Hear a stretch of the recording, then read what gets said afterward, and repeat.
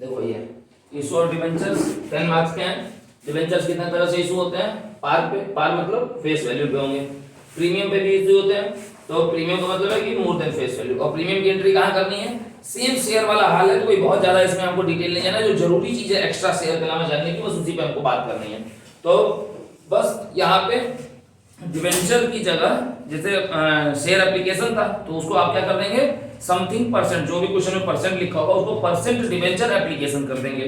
ठीक। डिस्काउंट पे जो इशू होते हैं वो लेस देन फेस वैल्यू है, उसकी एंट्री ड्यू पे होती है। ये शेयर्स पे हमने नहीं पढ़ा है। तो जब डिस्काउंट पे होंगे तो जो चीज डेबिट होगी, मतलब जो डिस्काउंट की एंट्री होगी वो ड्यू की एंट्री में ही होगी, और वो क्या लिखा जाएगा? Discount on issue of debenture. और वो क्या होगा हमेशा सर? डेबिट, क्योंकि discount is a kind of loss, losses हमेशा डेबिट होते हैं। ठीक। जो discount on issue of debenture है उसको loss on issue of debenture भी कहा जाता है। और उस तरह के कोई भी जो लॉसेस होते हैं वो राइट ऑफ करने पड़ते हैं सर। सबसे पहले वो किससे राइट ऑफ होगा? सिक्योरिटीज प्रीमियम से। ठीक है। Return of against firstly from, सबसे पहले किससे राइट ऑफ किया जाएगा सर? इस तरह की किसी भी लॉस को सिक्योरिटीज प्रीमियम से। और जो बैलेंस होगा वो किससे राइट ऑफ होगा sir? Statement of profit and loss account से। अब एक बस इसमें चीज जो जाननी है, जो सबसे जरूरी है, जैसे एंट्री क्या बनती थी? रिसीव की एंट्री क्या बनती है? शेयर्स की bank account debit to share application होती थी। यहाँ पे मान लो कि अगर 10% के डिवेंचर हैं तो टू 10% डिवेंचर एप्लीकेशन हो जाएगा। क्लियर हो गई बात? और ड्यू की एंट्री क्या बनती थी? ड्यू की एंट्री बनती थी share application debit to share capital. तो यहाँ पे क्या बन जाएगी? 10% debenture application debit to debenture capital. भाई जब शेयर कैपिटल, तो शेयर की जगह पर डिवेंचर लगा देना है। तो अब तुमको बस ध्यान ये देना है कि यहाँ पे डिवेंचर कैपिटल नहीं लिखना है, बस यहाँ पे सिर्फ डिवेंचर लिख के छोड़ देना है बस। मतलब आगे कैपिटल वर्ड नहीं लगाना है। ठीक है। ड्यू की एंट्री में डिवेंचर कैपिटल नहीं लिखना है, सिर्फ डिवेंचर लिख देना है। और रिसीव की एंट्री में जो एप्लीकेशन है तो एप्लीकेशन, अलॉटमेंट है तो अलॉटमेंट, कॉल्स है तो कॉल्स, और बैंक डेबिट रहेगा। ये बहुत बेसिक सी बात है। जो शेयर्स है उसी का ये कॉपी पेस्ट है डिवेंचर में। डिवेंचर तीन तरह से इशू होंगे, पार पे यानी कि फेस वैल्यू पे। प्रीमियम की अगर एंट्री होगी तो प्रीमियम में सिक्योरिटीज प्रीमियम अकाउंट ही खुलेगा, मगर किस जगह पे, कौन सी एंट्री में? वो होगा सर ड्यू की एंट्री में। और अगर डिस्काउंट है तो वो भी डिस्काउंट भी कहां दिखाया जाएगा सर? ड्यू की एंट्री में, रिसीव की एंट्री में नहीं। और जो डिस्काउंट है वो कि उसको किस नाम से डेबिट किया जाएगा? Discount on issue of debenture. ये काइंड ऑफ लॉस होता है। इस लॉस को क्या कहते हैं sir? Loss on issue of debenture कहते हैं। इस तरह के लॉसेस को, ये कौन से लॉस है सर? ये कैपिटल लॉसेस हैं। इसको आपको सबसे पहले राइट ऑफ करना होता है। राइट ऑफ होगा ये सबसे पहले सिक्योरिटीज प्रीमियम से अगर है तो, और अगर सिक्योरिटीज प्रीमियम नहीं है तो डायरेक्टली किससे होगा? Statement of profit and loss से। और अगर दोनों है तो पहले सिक्योरिटीज प्रीमियम से, फिर बचा हुआ पैसा statement of profit and loss से। ठीक है। इसको नोट करो, उसके आगे की बात फिर बता रहा हूं। चलो इधर देखो भैया, issue of debenture as collateral security. Syllabus में है तो बातचीत कर लेते हैं। एग्जाम में बहुत ही रेयरेस्ट चांसेस के होते हैं आने के, मगर किस्मत की कोई गारंटी है नहीं कब आ जाए। तो इसमें दो मेथड होते हैं। पहले हम सेकंड मेथड की बात कर लें। पहले कोलेटरल सिक्योरिटी क्या है? सिक्योरिटी अगेंस्ट सिक्योरिटी, मतलब आप दो सिक्योरिटी दे रहे हैं, यानी कि आप किसी चीज को सिक्योरिटी, जब आप बैंक से यूजुअली लोन ले रहे हैं, ठीक है, तो आप बैंक को क्या देते हैं? आप कोई चीज सिक्योरिटी पे रखते हैं। मान लो कि जैसे आपने अपने फैक्ट्री के पेपर रख दिए, या आपने कोई एसेट आपने रख दी। मगर इस केस में बैंक क्या कर, सॉरी कंपनी क्या कर रही है कि वो कोई अपना सिक्योरिटी नहीं दे रही है। ठीक है, वो दे रही है उसके बदले डिबेंचर, और डिबेंचर तो ऑलरेडी सिक्योर्ड होते हैं। तो इसलिए इस तरह की सिक्योरिटी को क्या कहा जाता है सर? Collateral security. अब बैंक से बैंक लोन लेने की एंट्री बनेगी। और एक बात मैं बता दूं, बैंक से बैंक लोन आपको मिलेगा कम अमाउंट का, और आपको डिबेंचर हमेशा ज्यादा अमाउंट का देना होगा। ये हमेशा रहेगा एंट्री में। ऐसा नहीं होगा कि आपने 1 लाख का बैंक लोन लिया तो डिबेंचर भी आप 1 लाख का इशू करोगे, नहीं। और यहाँ पे सर जो आप डिबेंचर इशू करते हो उसको डिबेंचर सस्पेंस से डेबिट करते हो। Debenture suspense debit to something percent, जो भी परसेंट होगा, जैसे हम 10 मान के चल रहे हैं तो 10% डिबेंचर। ठीक। डिबेंचर सस्पेंस का मतलब क्या है कि एक्चुअल में डिबेंचर नहीं इशू हो रहे हैं। जब बैंक को पूरा पैसा चुका देगी, उसको उसके डिबेंचर वापस मिल जाएंगे, ठीक है, ऑटोमेटिकली वापस मिल जाएंगे, इसलिए सर डिबेंचर सस्पेंस डेबिट होता है। और फर्स्ट मेथड में क्या है, फर्स्ट मेथड में सर नो एंट्री, कोई जर्नल एंट्री नहीं होती है, सिर्फ जितने के डिबेंचर आपने इशू किए हैं जिस वैल्यू के, उस वैल्यू के डिबेंचर को आप बैलेंस शीट में दिखाते हैं। और बैलेंस शीट में डिबेंचर्स कहां दिखाए जाते हैं sir, non current liabilities head में, और उसका सब हेड क्या होता है सर, लॉन्ग टर्म बोरोइंग्स। और जो पैसा आपको मिला है बैंक लोन से, तो उससे आपका कैश एंड कैश इक्विवेलेंट उतने पैसे से बढ़ जाता है, तो ये कहा जाएगा बैलेंस शीट के एसेट साइड में। और कौन सा asset, current assets. Current assets में कौन सा सब हेड होगा sir, cash and cash equivalent में उतना फिगर आप सर बैंक में बढ़ा देंगे। बस फर्स्ट मेथड में यही होता है, ठीक है, फंडा क्लियर हो गया, याद रहेगा, इसको नोट कर लो। उस हाँ एक और चीज, इस चैप्टर से भी आता है consideration other than cash, same उसका डिट्टो वही, थोड़ा बहुत होगा तो बुक की हेल्प से मिल जाएगा डिस्काउंट वाले केस में, नहीं तो बाकी हर केस में सेम वही ट्रीटमेंट है जो शेयर्स में हम पढ़ चुके हैं 4 नंबर का, ठीक है। अब बस एक चीज और इस चीज में, इस चैप्टर में पढ़नी है, और वो पढ़नी है रिडम्पशन ऑफ डिबेंचर्स के इशू की entry. Issue of debentures, redemption of debentures के जितने मल्टीपल केसेस होते हैं उसमें सिर्फ इशू ऑफ डिबेंचर्स वाले पार्ट की एंट्री, उसमें 6 केसेस हैं, 6 की एंट्री हम बस वही पढ़ेंगे और ये खत्म हो जाएगा, ठीक।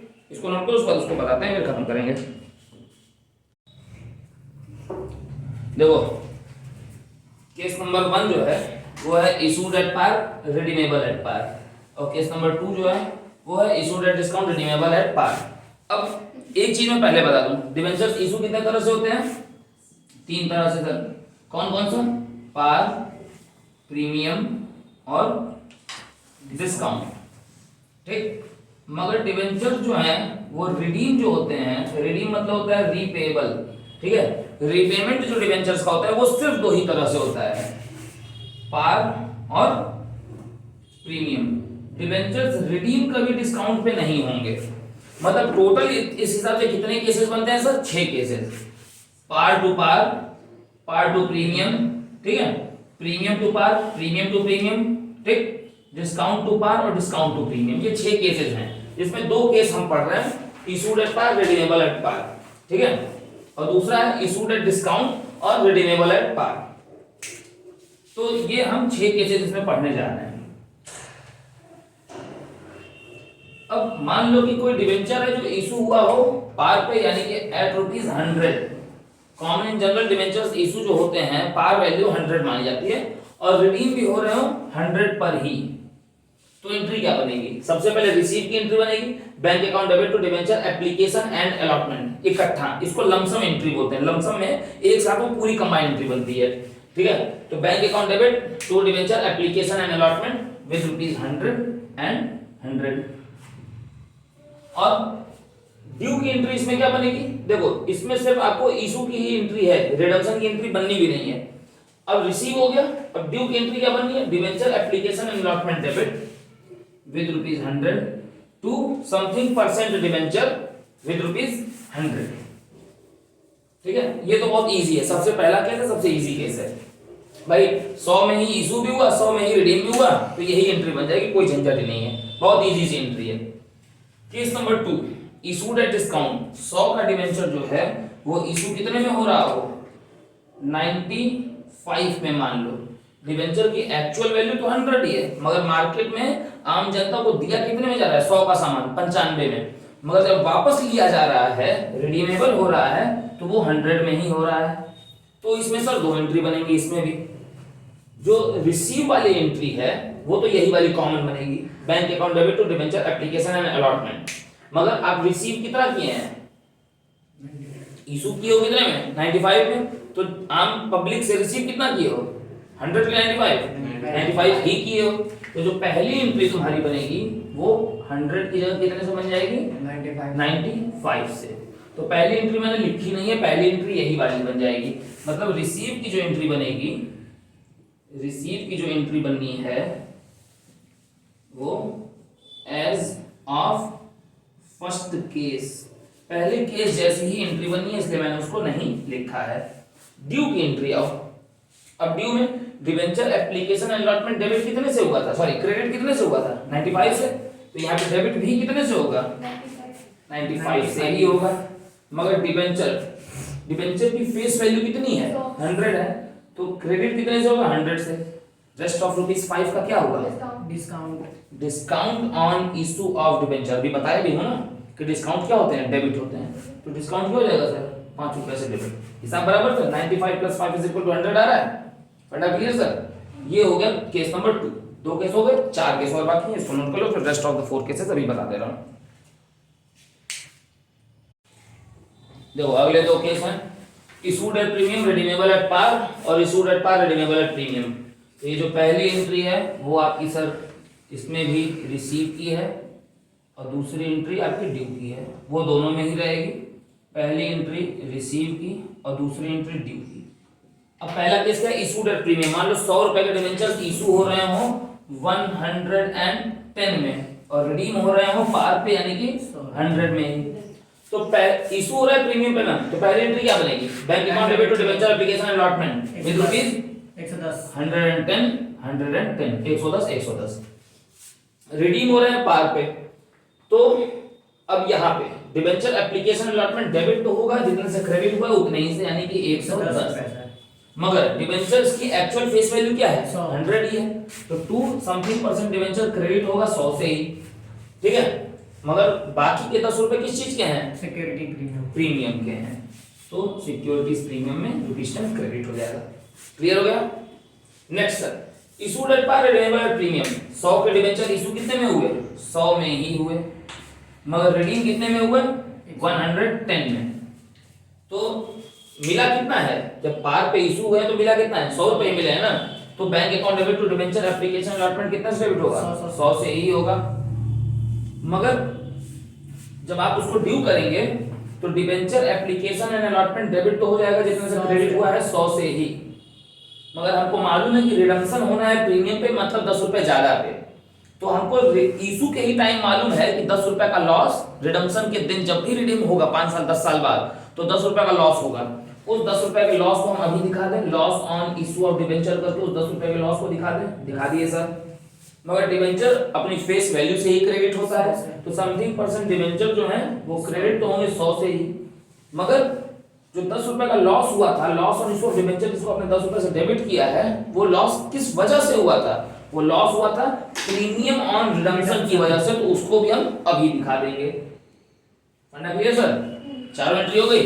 अब 2 केस और बाकी हैं, केस नंबर 5 और केस नंबर 6, ठीक है, उसको भी नोट करो फिर खत्म करेंगे इसको। चलो देखो ये 5वां और 6वां केस। 5th केस क्या है आपका सर 5th केस है debentures are issued at premium and redeemable at premium. मतलब 100 का डिबेंचर्स जो है वो मान लो कि 110 पे इशू हो रहा हो और रिडीम हो रहा हो 115 पे, ठीक। तो 10 रुपए का तो फायदा है मगर 15 का लॉस है, मतलब नेट लॉस जो है वो कितने का हो रहा है सर 15 का हो रहा है। तो bank account debit to debenture application allotment में कितना चला जाएगा 110। तो डिबेंचर एप्लीकेशन अलॉटमेंट जो है वो डेबिट भी कितने से होगा 110 से, ठीक है। 2% डिबेंचर वो तो अपना 100 से ही होगा अपनी फेस वैल्यू से, ठीक है। प्रीमियम ऑन रिडम्पशन कितना है सर 15 का, ठीक है। प्रीमियम ऑन रिडम्पशन 15 का है, मगर इशू एट प्रीमियम तो सिक्योरिटीज प्रीमियम आप कितना पाए हैं सर 10 पाए हैं। तो ये बताइए loss on issue of debenture जो है वो आपका कितने से डेबिट होगा 15, वो आपका 15 से ही होगा। क्यों सर, क्योंकि लॉस देखो इशू में तो कोई लॉस नहीं हुआ है ना, लॉस तो हुआ है सर रिडम्पशन पे, तो इसलिए यहाँ पे सिर्फ 15 जाएगा। फंडा क्लियर।